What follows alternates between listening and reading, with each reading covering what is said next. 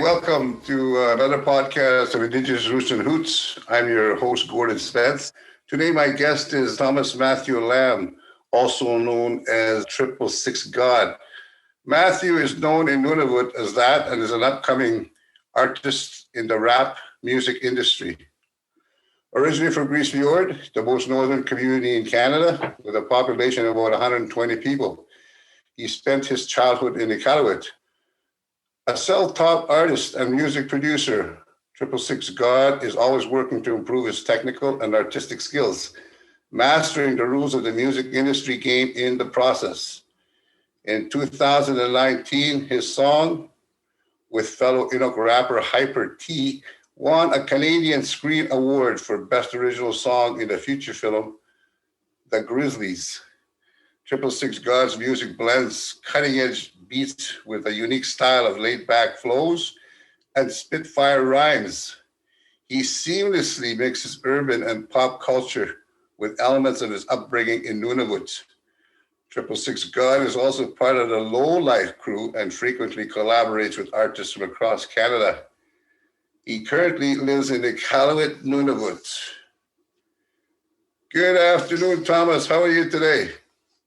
I'm doing good. Just, this is it. That's good. Okay. Maybe we could just start by you talking a little bit about your personal background, like where you're from and where you grew up in, you're originally from Grise Fiord, the most northern community in Canada. You grew up in Iqaluit, and tell us a little bit about your family background and life in general in Iqaluit, what you do there. Well, like you said, just now, I grew up mostly in Iqaluit most of my life, but half white, half Inuk, and I don't know, it's kind of like an identity battle all throughout my whole life. Still kind of going through that right now.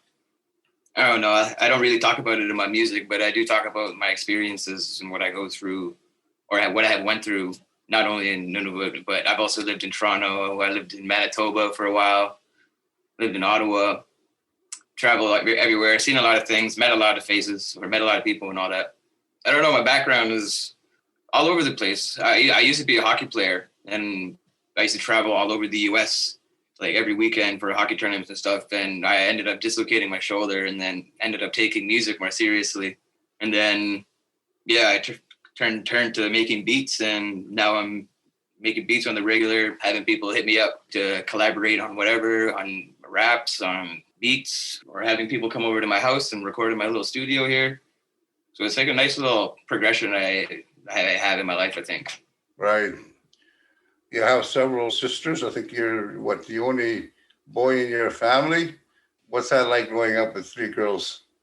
It's different, but I wasn't really there for a lot of the developmental years for them, I guess. I still see them as babies and all that.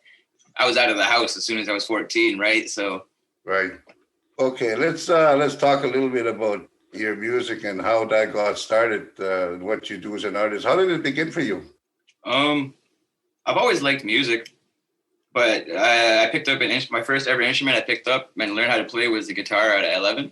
And then, I don't know, after that, I started just writing here and there, but I never took it too seriously, just making rhymes or like poetry or something. But then when I was like 16 or 17, me and my friends, we were partying, and then one of us started rhyming and trying to freestyle.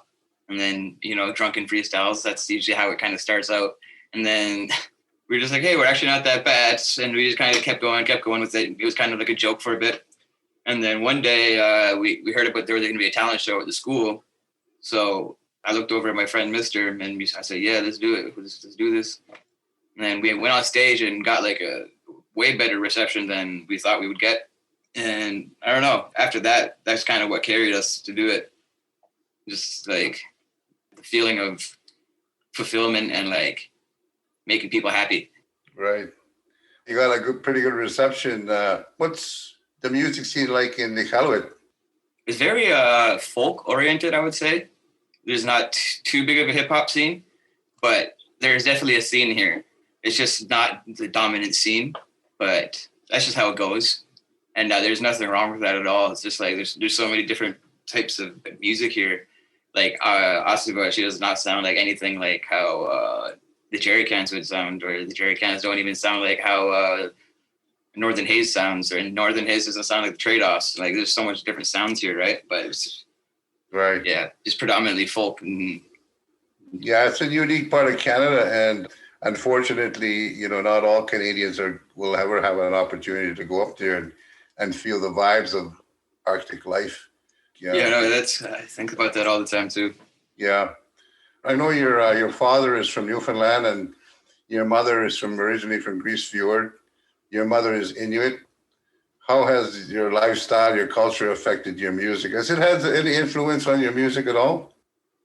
Definitely. Like, I wouldn't say the culture. It's mostly what I went through growing up here. Like, anybody that has lived in Nunavut for a certain period of time is going to relate to at least some of my lyrics, right? That's the best way I could describe that. Right. So it's more like a lifestyle thing, and the feeling you get from your surroundings. Yeah, that's exactly it. Okay. You received a major music award for your music for the movie The Grizzlies. Tell us about that and how you felt receiving the award. You must have been surprised. How did that all unfold? It was wild. So when they were like reading like the names, like the nominees, and then they read the name of the winner, everyone around me sitting at the table stood up instantly and was like freaking out. And I was just sitting there and they're just like, get up, you won. And I was like, wait, what? No way. And then went up on stage. I was shaking. And then Hyper T gave his speech there. It was a really nice speech, just like talking about no matter where you come from, you can do anything. Like, him being from Chesterfield, population 300, me being from Grise Fiord, population 100 something. And I don't know, going up on stage and winning this national award was an amazing feeling. And then what was even crazier was like the celebrities that I looked up to and like have kept up with and watched for a lot of my life were there, and that they congratulated me or like gave me like a little nod or something. And that was really cool. Like I met Brett Butt, what's his name? Dude from Letterkenny. I forgot his name already. His name's Wade. Yeah. It was definitely like a life-changing experience. For sure, yeah. How has it affected your life? Like you say, it's a life-changing experience. Have you received any kind of offers or to do other stuff? Yeah, I wouldn't say offers, but it just gives me more. It just gives me more validity in the music industry. It's like you can Google me. You can just like Google Thomas Lamb, or you can Google 666 God, and you'll get the same result. And like, I don't know, that you can't really take that away from me. Right. And that's a really cool thing. Yeah, that's amazing. What's the name of the award-winning song? Song's called Trials, and it's produced by Dan Chubb General, my former member of Tribe Called Red.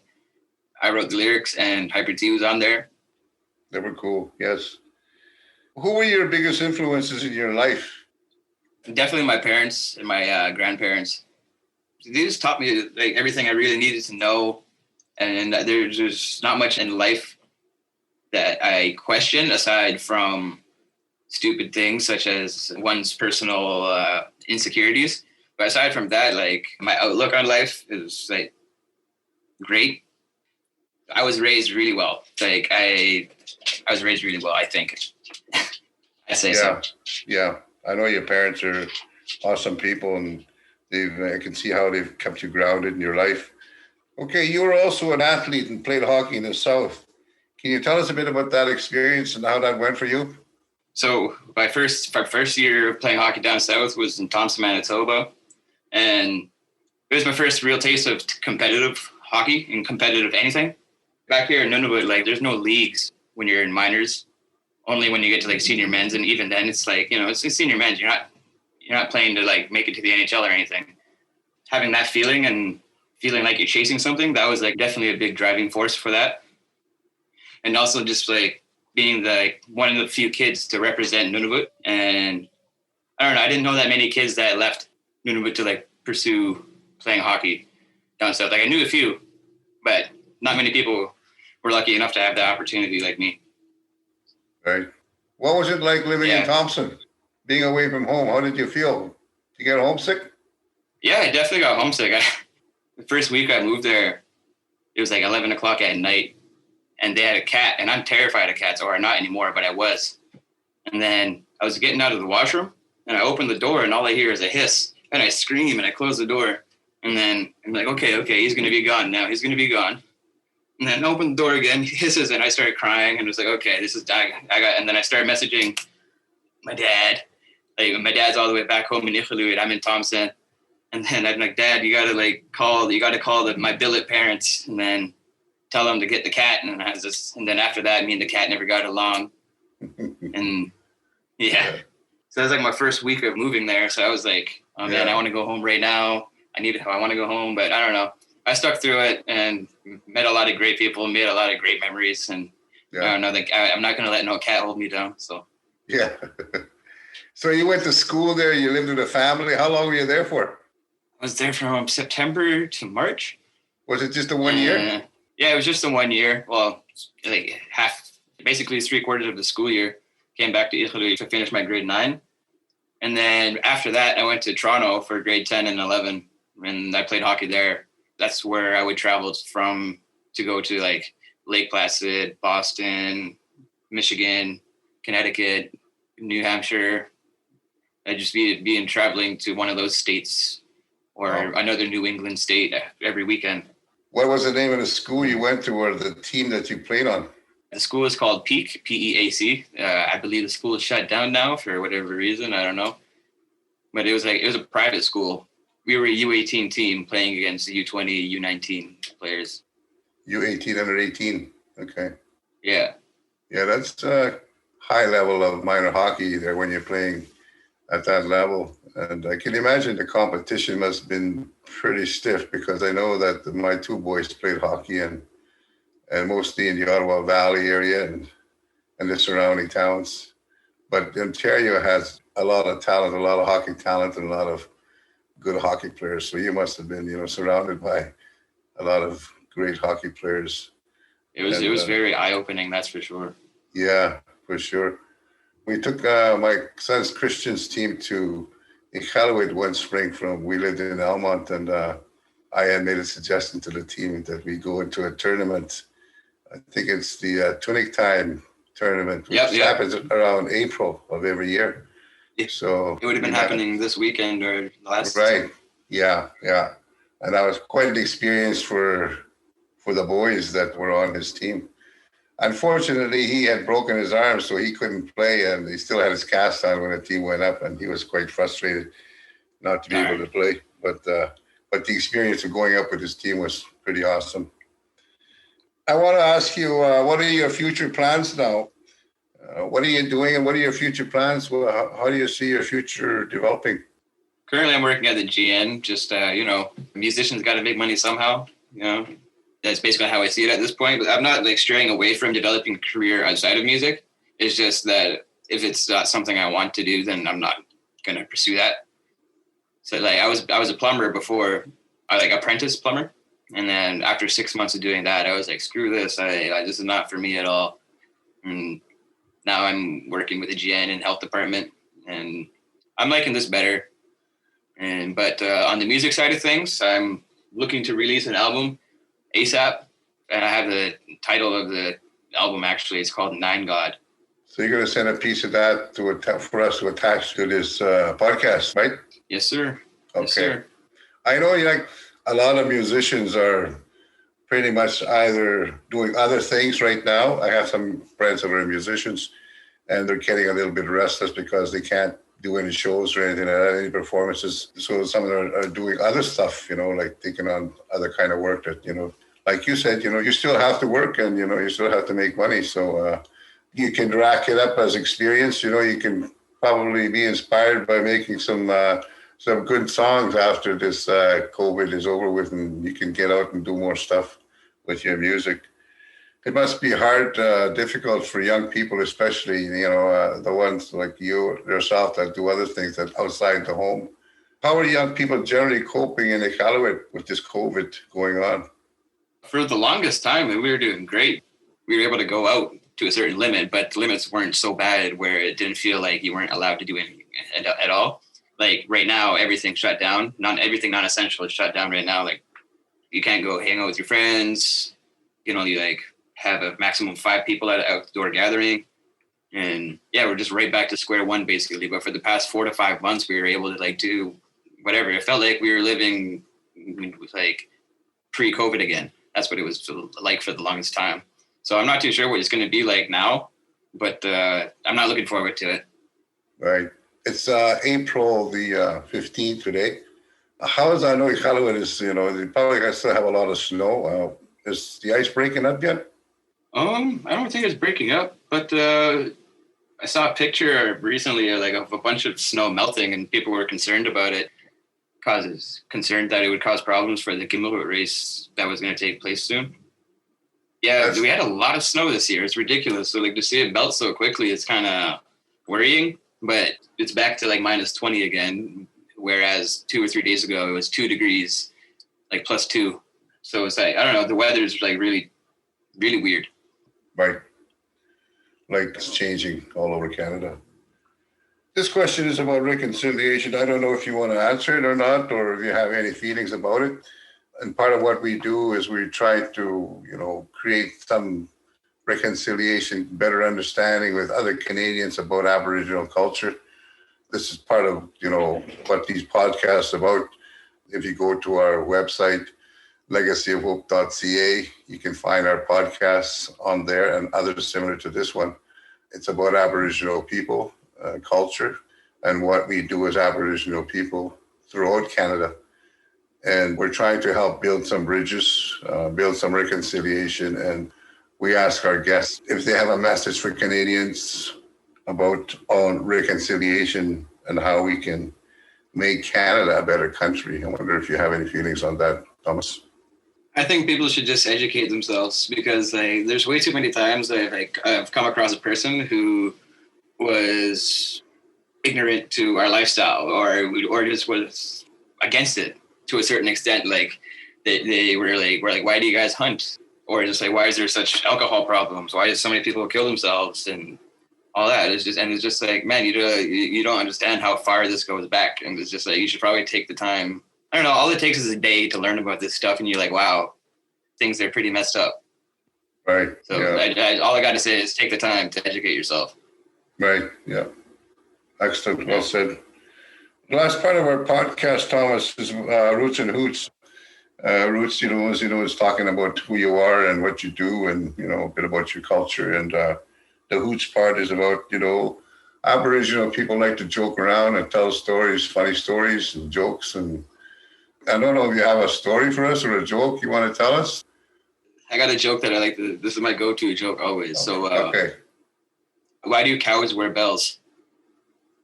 So they can be found? Because their horns don't work. Their horns don't I don't know. work. It's a bad one. That's okay. It's good. It's all right. You got some humor in you anyway, so yes, that's sir. good. Yeah. Yes, I've been talking to Thomas Matthew Lambe from Iqaluit, also known as 666 God. He's a rapper, an upcoming star in the music industry, a fine young gentleman who lives in Iqaluit. And I want to thank you, Thomas, for taking the time to do this with us. And we look forward to hearing more about your ambitious music lifestyle. And we wish you all the best. And on behalf of the Legacy Hope Foundation, I want to thank you for taking the time to do this. Thank you for having me. If you want to look me up online, find some of my music, you just look up 666 GOD. Or if you want to find me on Instagram, that's 666 GOD Music. Thanks for having me. You're welcome. Pull up to the club, all I hear is hilly. Pull me up a cup, we about to get real silly. Feeling like I'm Nick, yeah, I'm trying to get a million. How am I the hottest? I ain't even in your city. Pull up to the club, all I hear is hilly. Pull me up a cup, we about to get real silly. Feeling like I'm Nick, yeah, I'm trying to get a million. How am I the hottest? I ain't even in your city. 86667, where I mother be at. And I am the reason why your girl got them red kneecaps. If you saw my count, I know you would not believe that. Loyal to the game, you got my word, I won't repeat that. Treat the like some Hot Wheels, girl, you know I'm about to beat that. If she start with talking crazy, then her number, I'll delete that. Making brown bills on the daily, every payment, I exceed that. In my life, there's so much hate, but I can't see that. Cause pull up to the club, all I hear is hilly. Pour me up a cup, we about to get real silly. Feeling like I'm meek, yeah, I'm trying to get a milli. How am I the hottest? I ain't even in your city. Pull up to the club, all I hear is hilly. Pour me up a cup, we about to get real silly. Feeling like I'm meek, yeah, I'm trying to get a milli. How am I the hottest? I ain't even in your city. Heat Pillow made it again.